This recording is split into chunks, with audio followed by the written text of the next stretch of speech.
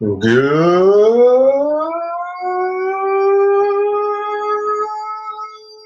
evening, sports zonians. How's everybody doing out there tonight? I am Mike Aglio-Laurel. I am your host. This is Sports Zone. Coming to you live like we do each and every week here via the I-95 Sports and Entertainment Radio Network. We got a good show for you tonight. Joined by Dave Houston and Erich in a matter of moments. And I'm not going to lie, folks. First thing we're going to get into is the fact that Robinson Cano and Edwin Diaz are both New York Mets. We were on the show last week, me and Erich were talking, and we brought up at that time, it was a rumor that the Mariners were shopping Robinson Cano to both Mets and the Yankees. And we didn't spend a lot of time on it last week. Because me and Erich basically said, yeah, the Yankees probably aren't going to move to bring Cano back, and the Mets probably shouldn't do it. And that was all we said about it. So, of course, a couple of days later, the rumors started that the Mets were being aggressive in a push for Robinson Cano. And we'll get into this when Dave and Erich come on, but I might as well start a little bit beforehand, but I want to run down everything else. We got after I go off on this Cano deal, because I have some mixed feelings about it. I will try not to be too long on it. We have that. We have the news that Fred Hoiberg is out as the Chicago Bulls manager, which I know made Dave very happy because he has been advocating for that for about 3 or 4 years. So we'll get into that. We'll run down everything that happened in the NFL in Week 13, including the fact that the Cowboys somehow, some way, defeated the New Orleans Saints on Thursday night to start off the week of action. And then on Friday, well, I guess by Friday night, the whole saga kind of played out. Kareem Hunt, video was released of him assaulting a woman. And it started out, he was placed on the commissioner's exempt list. He was sent home for the Chiefs practice. And then by the end of the day, the Chiefs had released him. So that was kind of Week 13 in the NFL was kind of played under that cloud all weekend. And the Chiefs still won their matchup. So we'll get into all that. We'll get into the fact that Mike McCarthy was fired as the head coach of the Green Bay Packers after their embarrassing defeat to the Arizona Cardinals on Sunday. And we got some picks for Week 14 in the NFL, so we'll get into all that. But let's start with this Robinson Cano trade. I'm going to start with my thoughts now, and we will get Dave and Erich's thoughts when they come on. So like I said, I have some mixed thoughts. I felt very strongly one way when this news looked like it was going to happen. I'd say Thursday was when it looked like this trade was actually going to happen. And I wrote some very strongly worded things on Facebook, and we'll get into that. But let me welcome Dave Hastings to the proceedings. Dave, how you doing tonight? Doing good, Mike. Doing good. How about yourself? Oh, I am not too bad. I'm not too bad. So I tell you what, I'm going to let you start this off. We'll get like I told you before. I have a lot of things to say about Robinson Cano, but you had a great weekend, all things considered, because something you have wanted for a very long time finally came to pass this weekend. Tell us your thoughts about the termination of Fred Hoiberg as Chicago Bulls head coach.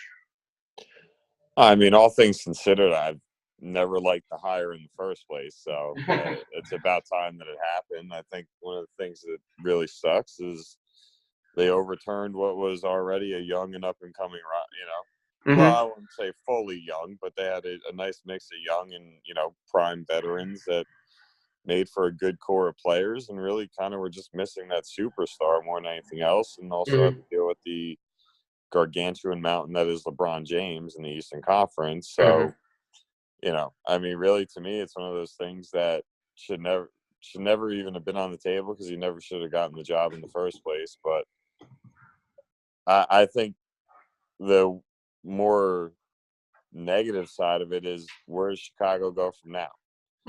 They've drafted based off of the scheme this guy likes to run, and brought in free agents of players that fit what he wants to do and so on and so forth. And now, you got a young potential star in marketing. I mean, I don't picture him as a, superstar, but I could see him getting to a couple all-star games. And potentially, but then at the same time, you're looking at having a lottery pick, maybe one of the higher picks in the draft. And now all of a sudden you have a whole new regime kind of going after it and trying to find players that fit the new coach and who's going to be your new coach. Because, I mean, if I really think about it, what coaching guys are out there? Yeah. So, for how happy I was with the idea of Hoiberg being gone, if you think about it long term, this really just creates more questions than answers. Yeah, that's fair. I'll say this, though. The one thing you have, and I don't know if you can fully credit Hoiberg for this, because obviously he's not the one in charge of bringing in the players. But Chris Dunn, Zach LaVine, Jabari Parker, Wendell Carter, and marketing, like you said, that's a pretty solid core of young players, in my opinion. So it's not exactly like the cupboard is completely bare with you guys. You do, and you got Portis when he comes back, and obviously 3 of those guys have missed large chunks of the season. Martin hasn't played a game yet. Dunn and Portis both went down early in the season. So I think that's. I mean, I'm not saying their record would be that much better if they were all back, but that definitely is part of it. So you guys do have some pieces to work around. Well, I would agree with that, but I mean, when you compare them to the upper teams in the East, at least right now, you don't feel very good about them. And one thing I'll always say about the NBA is if you don't have a team that can compete for a championship, you're better off trying not to get into the playoffs at all. So, I mean, that's really kind of one of the more disappointing parts of it is, I think in the East they got enough talent that they could maybe pull the 8th seed, but this is a draft with some really talented young kids coming out of it, and I would prefer a top, 3 or 5 pick. Well, unfortunately, it looks like you may get your wish in that regard. So you just keep adding the talent to you on that level.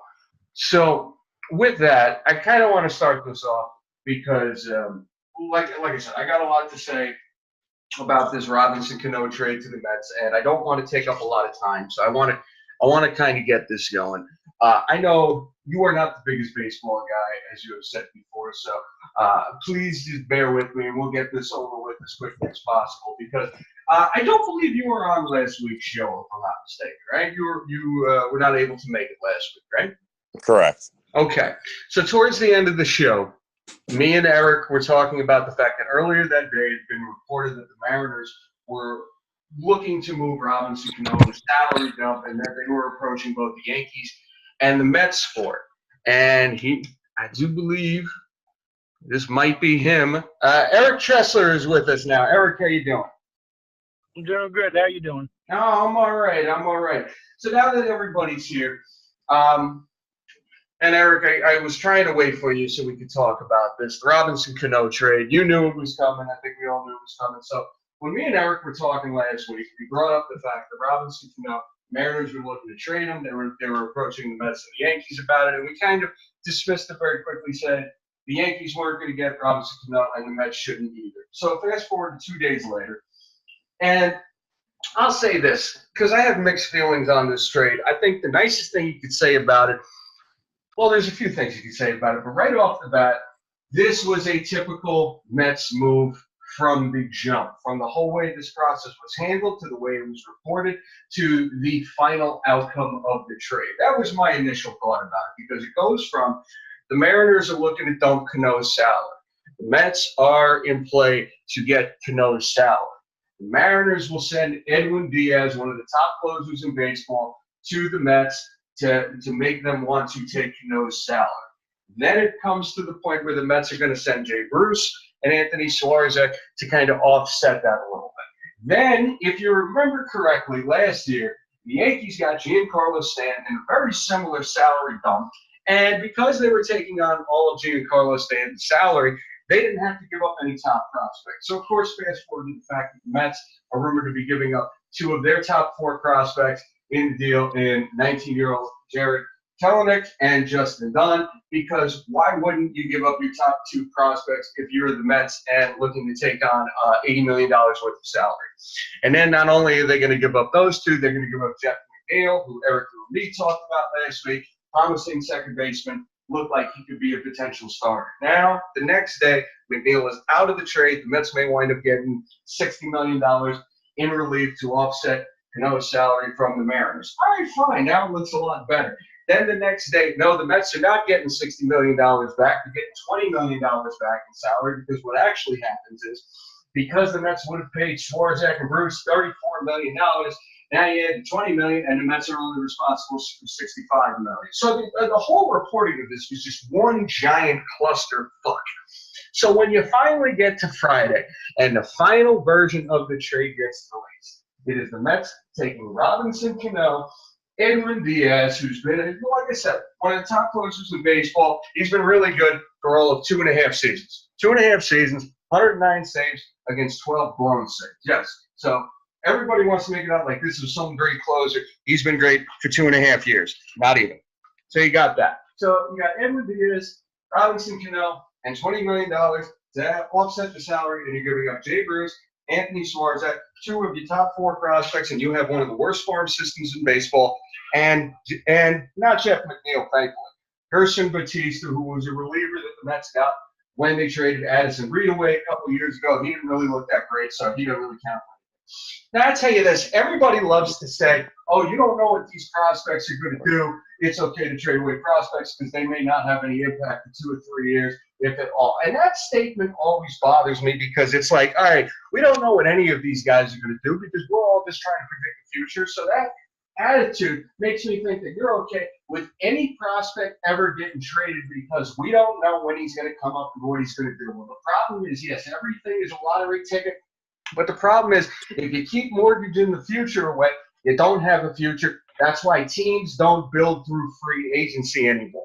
And let's talk about Cano, because this marks the 4th trade in 4 decades the Mets have made for an all-star second baseman. Let's go through the list. The Mets traded for Juan Samuel in 1989. They gave up Lenny Dykstra and Roger McDowell. They destroyed the core of the '86 championship team. Samuel forgot how to hit the moment he became a Met. Then in the 90s, they traded for Carlos Baerga. They gave up Jeff Kent and Jose Vizcaíno. All Jeff Kent did was become a borderline Hall of Famer after the fact that Baerga forgot how to hit for the next 5 years. Then they got Roddy Alomar, who had a 14-year proven track record. He forgot how to hit the second he became the New York Mets.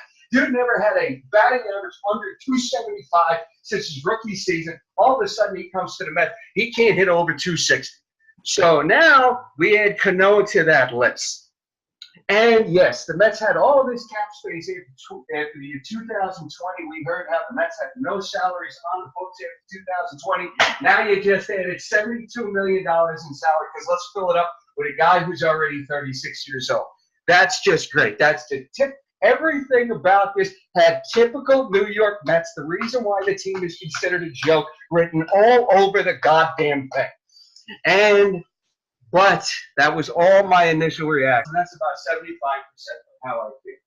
Because on the other side, this trade, it may be minuscule, but the trade actually does improve the Mets for next season.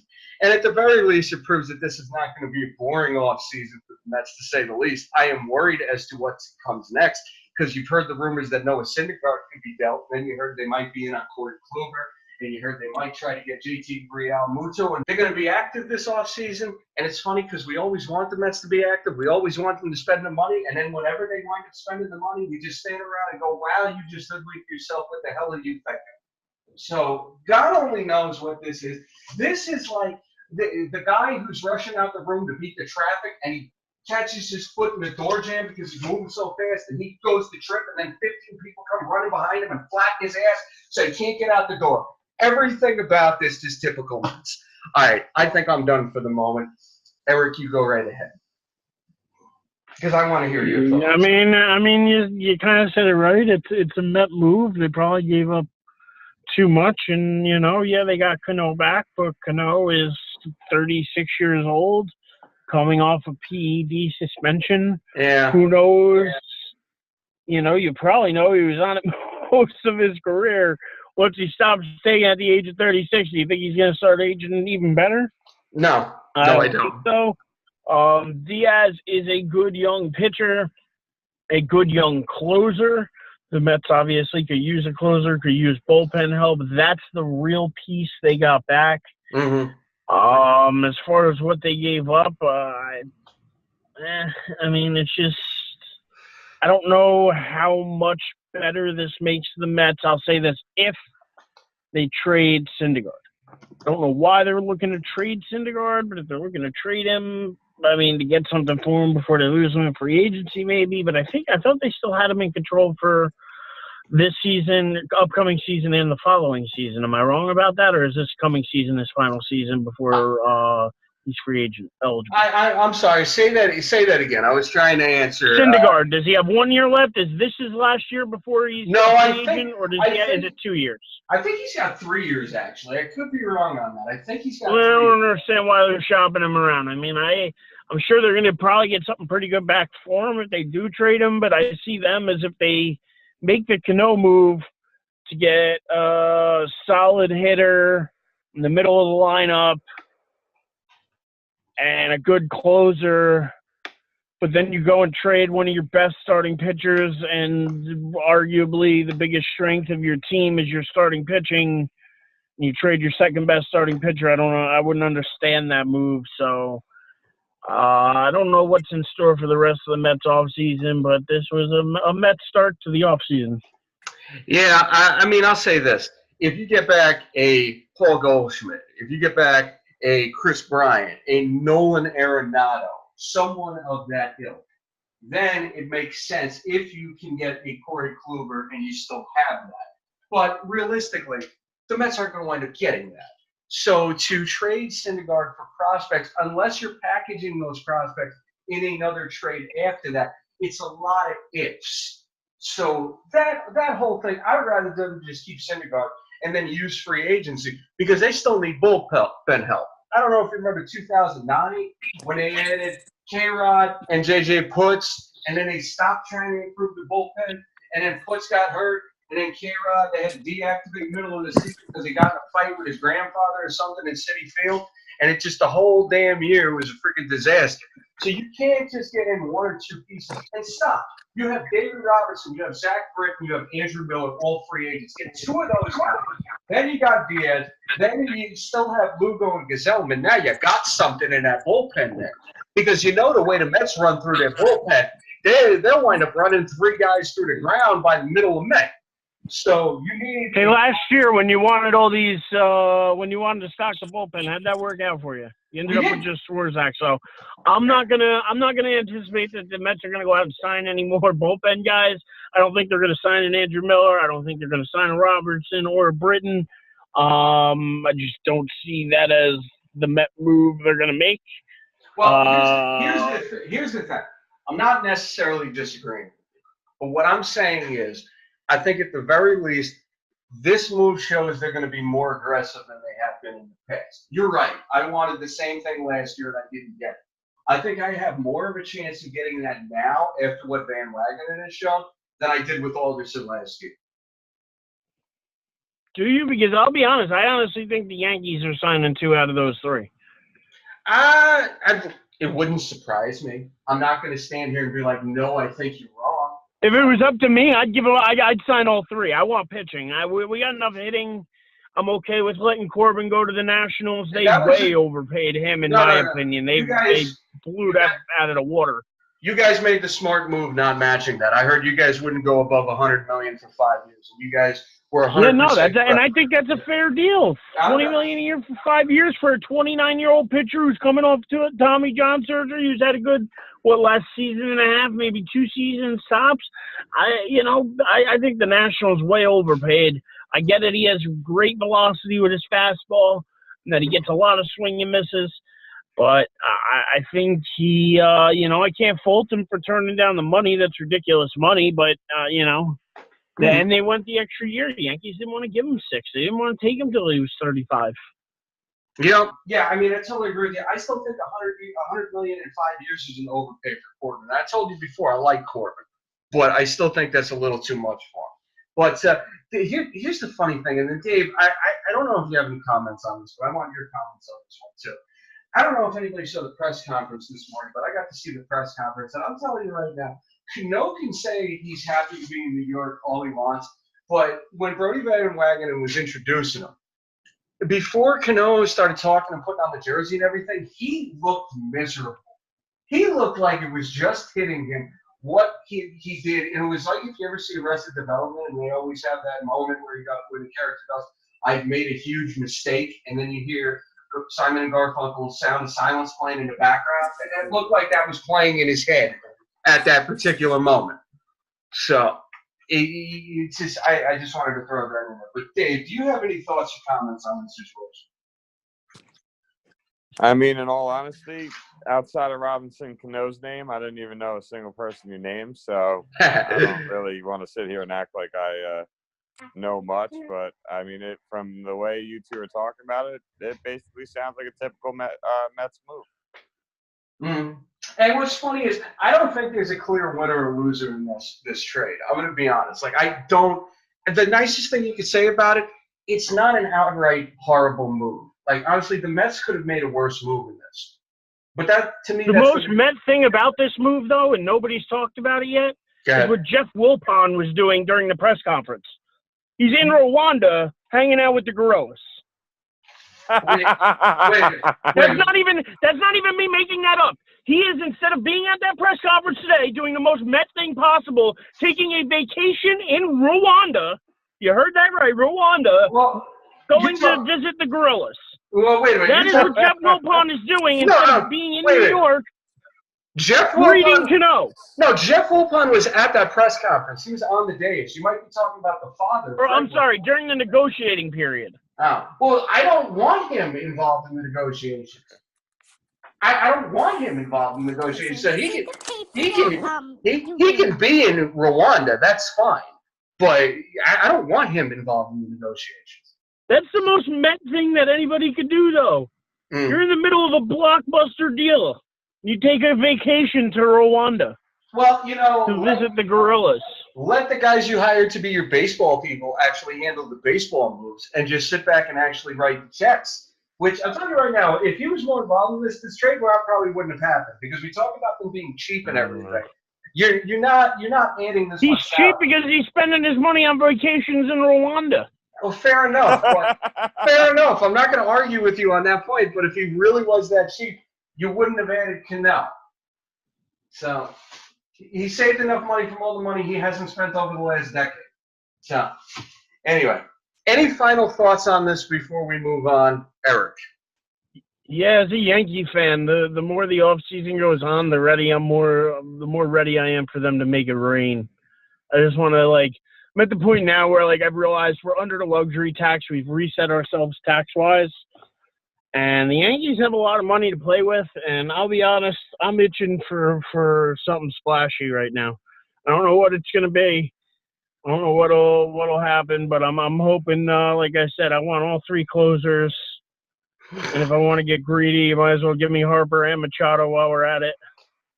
And who knows? Who knows? Maybe we could trade for another starting pitcher. And no, I'm sorry. We don't even need to trade for another starting pitcher. Let's just sign Eovaldi, Happ, Andrew Miller, David Robertson, and Zach Britton, and then we'll add Machado and Harper, and we'll see you next season.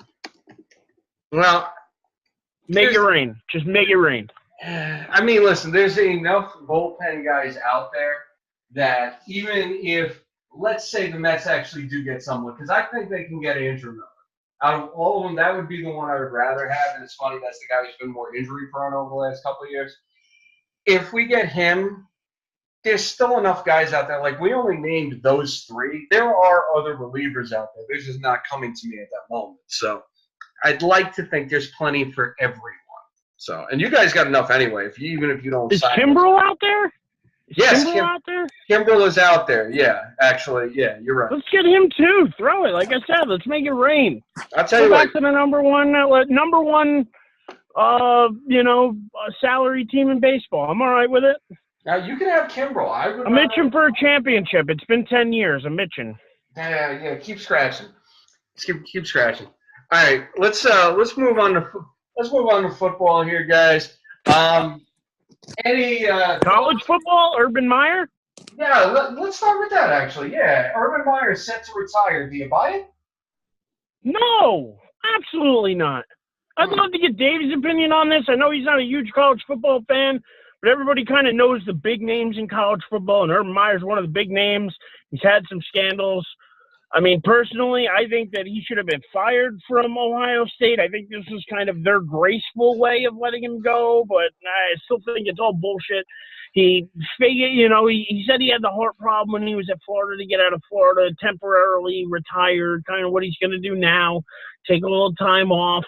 I've heard some low-level rumors out there that maybe Notre Dame in the future could be an option for him.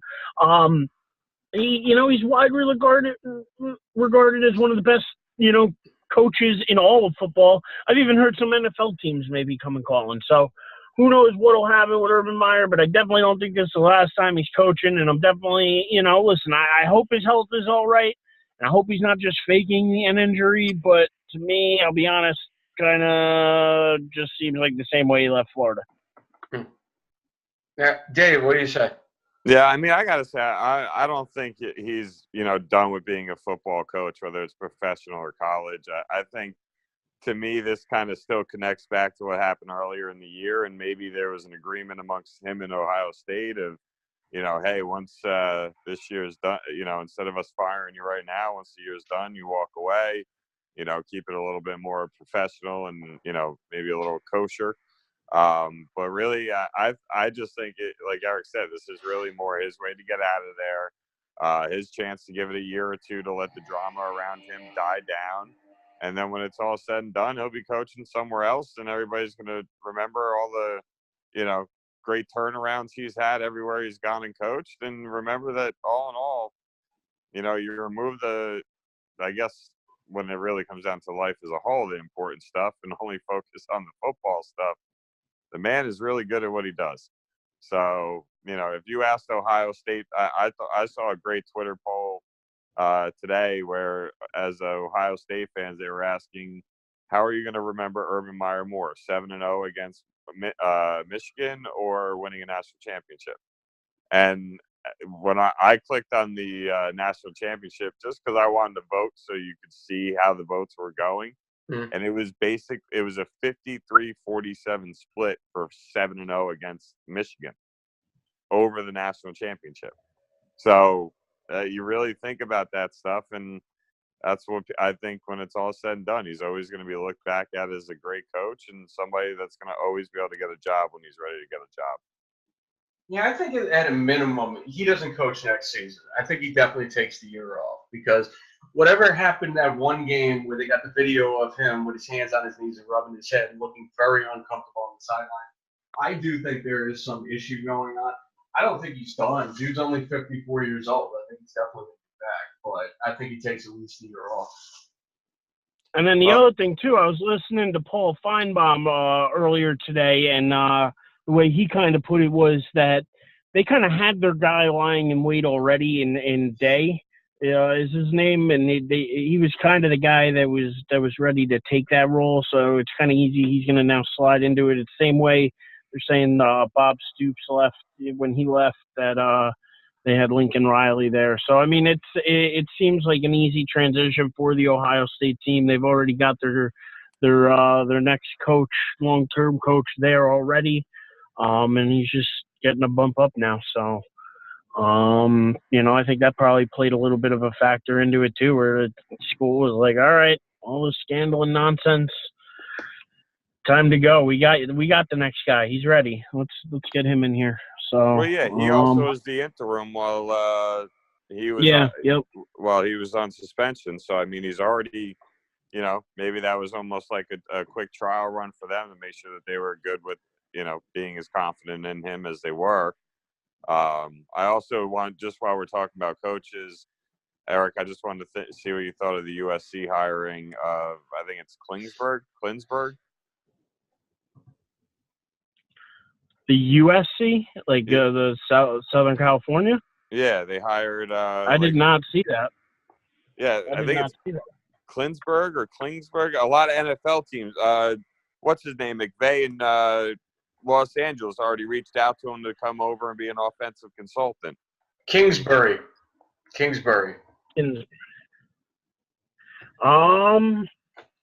I mean, if he's that highly touted, maybe it's a good thing.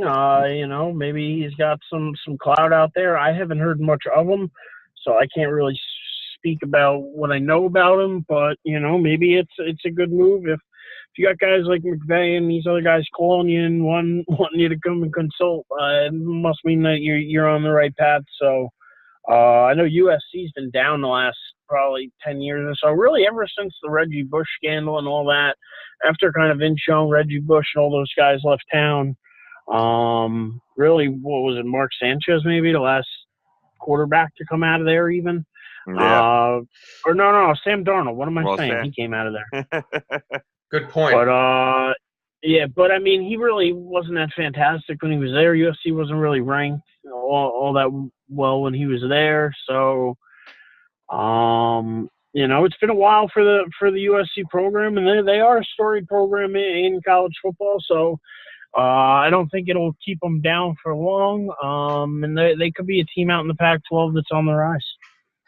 Yeah, I mean, even the some of the beat writers for Dallas that I follow were like really hoping that he'd be, a potential candidate to take over as Dallas's offensive coordinator. Like, there's apparently a lot of NFL teams that held this guy in high regard as well. I just wasn't sure. But moving on from him, and maybe the most important part of the college football weekend, not only I don't know if you rather start with the bowl selection and the Final Four and give your thoughts on that.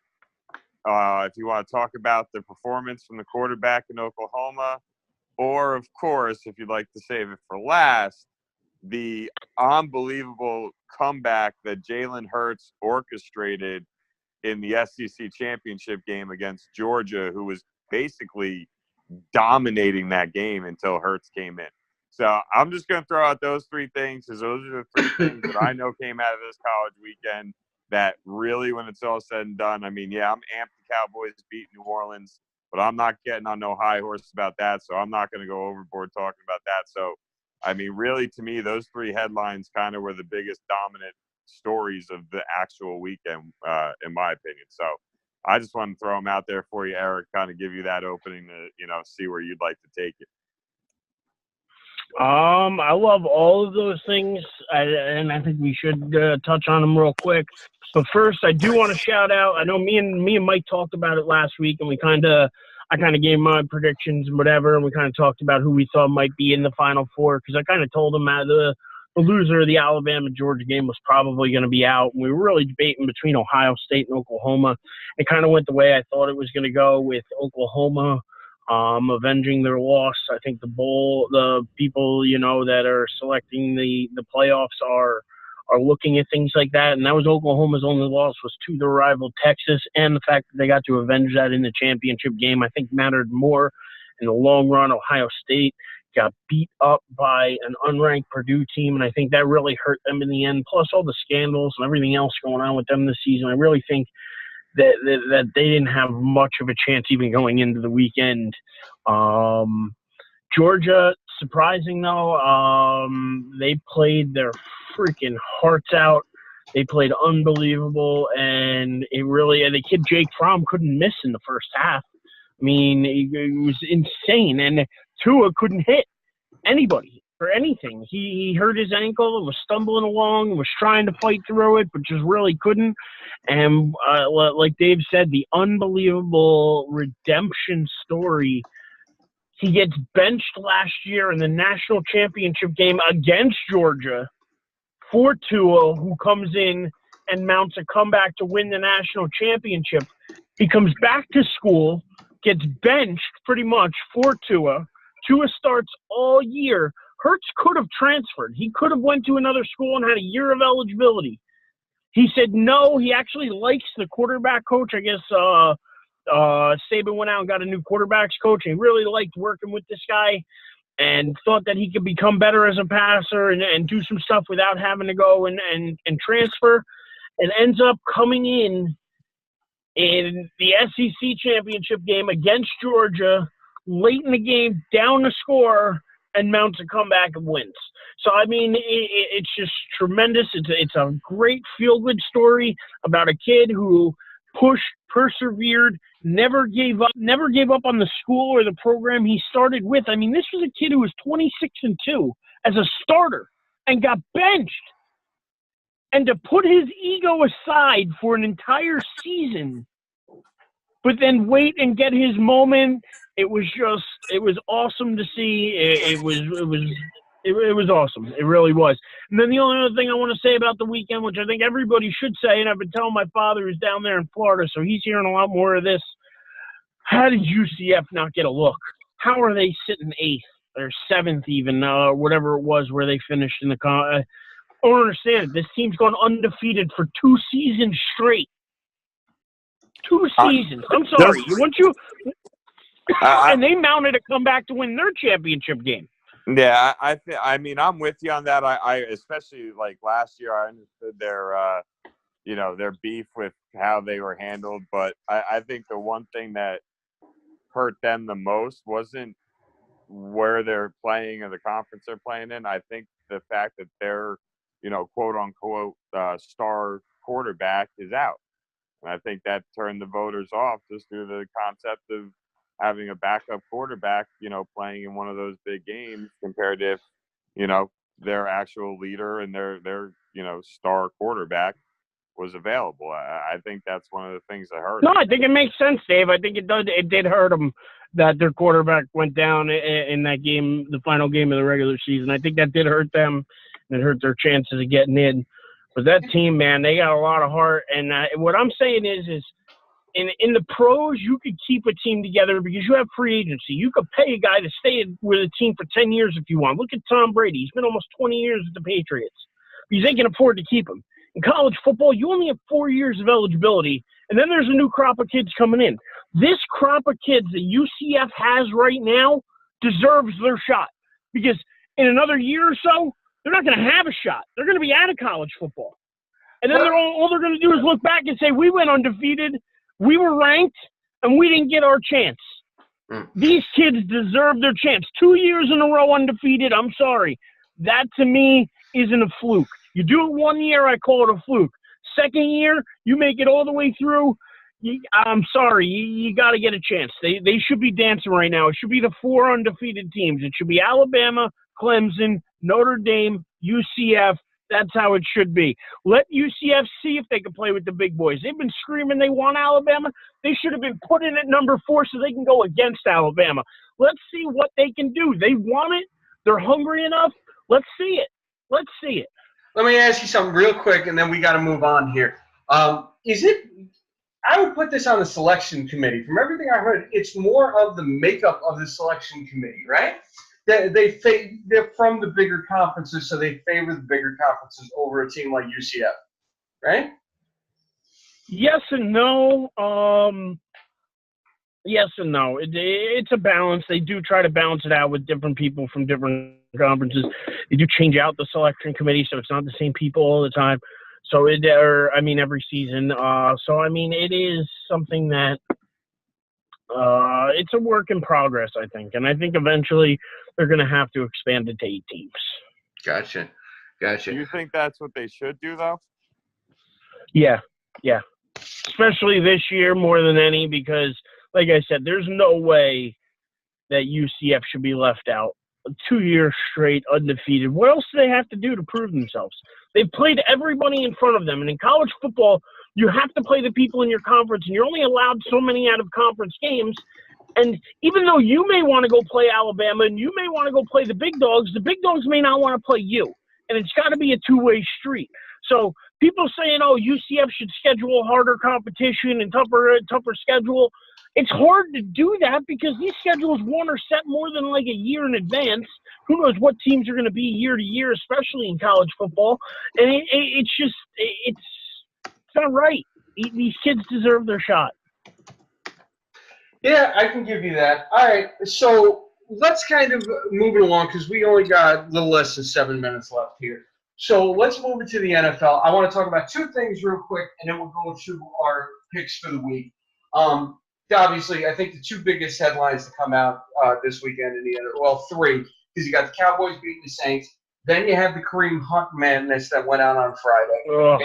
Yeah, we don't have to spend too much time on that. And then you got Mike McCarthy getting fired by the Packers after their loss to the Cardinals. So I'll give you guys about a minute each, go over these three things, and then we'll go to our picks. Eric, that UGG from you, let's start with you. Good win for the Cowboys. Their defense showed up. I'm not going to put a whole lot of stock in the win because, let's face it, the Saints are due to lose at some point. But the Cowboys are trending up, so I'll give it to them there. And it is a good week because they beat the hottest team in football and shut out one of the greatest quarterbacks of all time pretty much. So kudos to Dallas and really their defense who won that game. I'm going to go to the Mike McCarthy thing before the Hunt thing.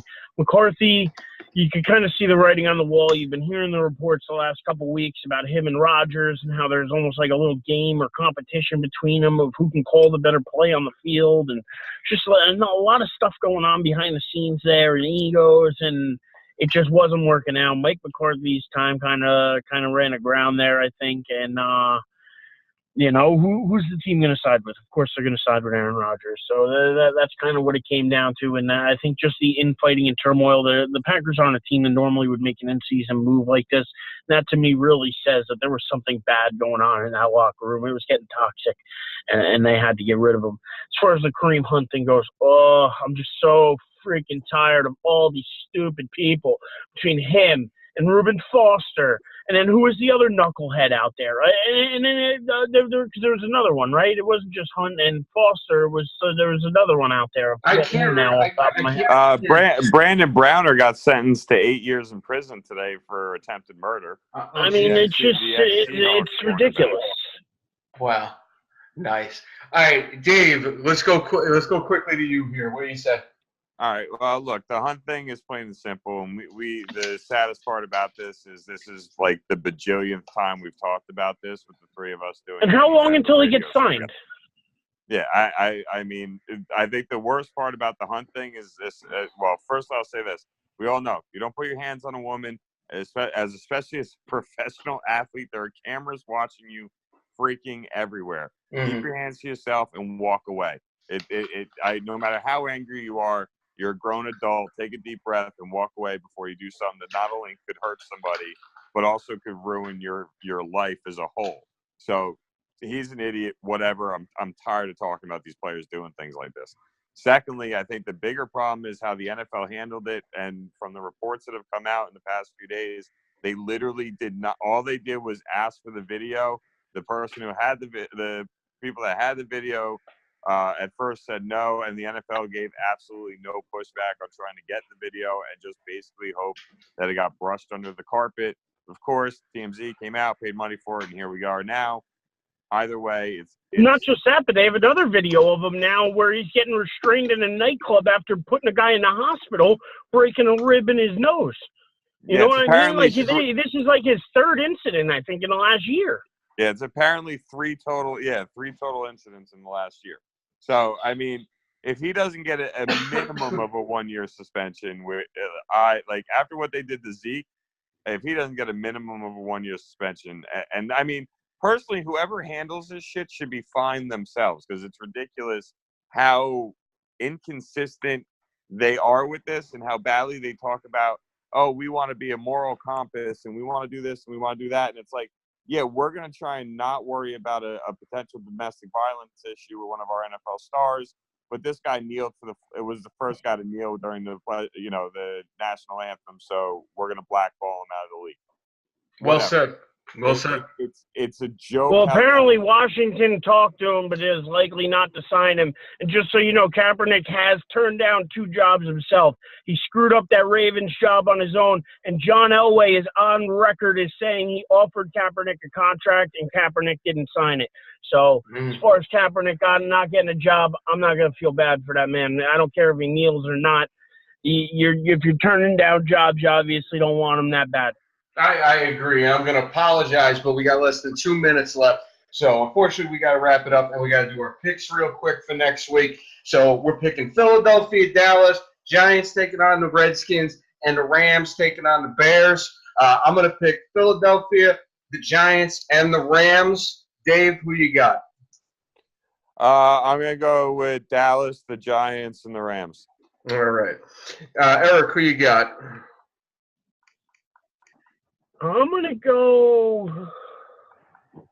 going Rams, Giants reluctantly. Dude, they're going to be going against Mark Sanchez. They're going to win. Yeah, you would think so. You would think so. And Dallas at home, they're hot right now. So I think they got a real shot at winning the division if they could beat Philly this week. So I think this is a big week. This is probably one of the biggest weeks of the season for Dallas right here. Absolutely. I agree with that. All right. Unfortunately, we got to cut this short for tonight. Both you guys, I want to thank you both for being here with me, Dave Hastings and Erich Tressler. I want to thank everybody for listening, including Mike Frank. Mike, I'm sorry you didn't get a chance to get on earlier, so we thought you could get in on the Cano talk and everything, but make sure you listen next week, buddy. Thanks for tuning in now. So thank you to everybody out there. Thank you to both you guys. I'm sorry we just don't have enough time for the final word here. Thank you both once again. I am Mike Aguilar. We will see y'all next week.